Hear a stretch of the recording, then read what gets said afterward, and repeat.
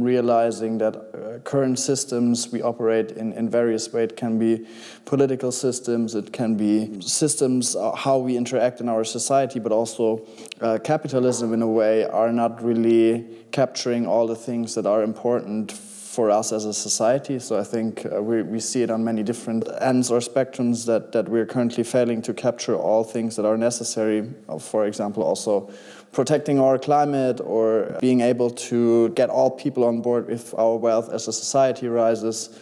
All these things, I think, are things that are currently systematic, not really well thought through. And I think the technology, blockchain, can be a solution to create a fairer system. I think it's as Wolfgang and I think also Florian said, it's about the people and the culture, about us, what we try to pro-live. But I think a lot of these things can be tackled with the technology, and we can maybe create a more healthy way to deal or incorporate incentives in a society. That's, I think, my vision.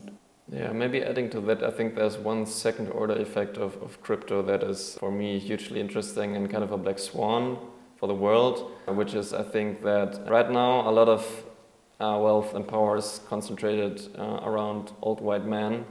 And I think the kind of transfer of wealth that is currently happening and has already happened and will continue to happen in the future is really changing the world in a sense where if you think about how a Stevie Munger or Warren Buffett will invest, they won't invest with a 30, 40-year time horizon because they'll be dead soon enough. And this is just something, if you transfer this wealth to people that are much younger and invest with a completely different time horizon, I think this can change a lot of things in the world just because people from our space with our ethos, they will spend their money much differently and as a consequence fund different stuff. And I think the effect of this will be visible in a few years or decades, but I think it's something that gives me a lot of energy because I think if we make that happen, it can really do something for the better and something that most people that think about the future right now don't have on their radar. So I think maybe this is something, the kind of black swan that actually helps changing the world for the better, not only by building out crypto as a technology, but also by giving the younger generation a voice about the future and how it should look like. The idea behind a lot of this is to try and improve the way systems work, whether it's, obvious one would be like the financial system, trying to take away back some of the power from entities, whether it be banks or governments that are often have powers of censorship or are predatory in nature, and kind of put that back into the hands of other people.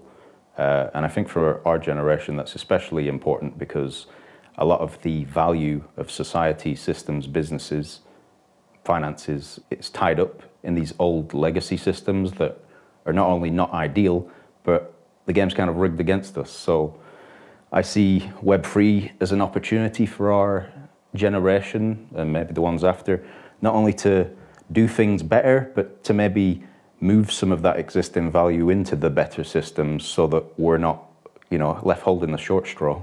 What convinces me really about blockchain is that as the first time, we really have a global infrastructure that everyone in the world can actually build on and improve to transfer value throughout the world.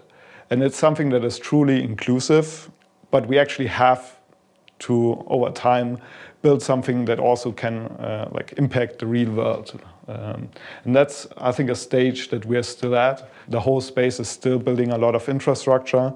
And the real question is, what are the first edges that we can impact within the real world? Yeah, you can't really just focus on one side. You need to keep in mind all the second-order effects and consequences of what we built here.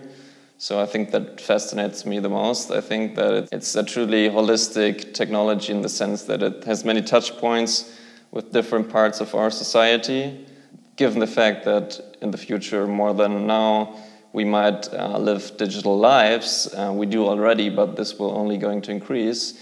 So however we shape this industry is going to be hugely important for the way we work with this technology in the future. What I think is interesting, which sounds maybe boring, but all of a sudden we have this new kind of bookkeeping technology for a digital world, a world that is becoming increasingly digital, more and more people coming online, more and more machines coming online. Heck, your vacuum cleaner, your refrigerator is coming online. So I think this is even more important to have systems that we can rely on without needing to trust all the parties involved.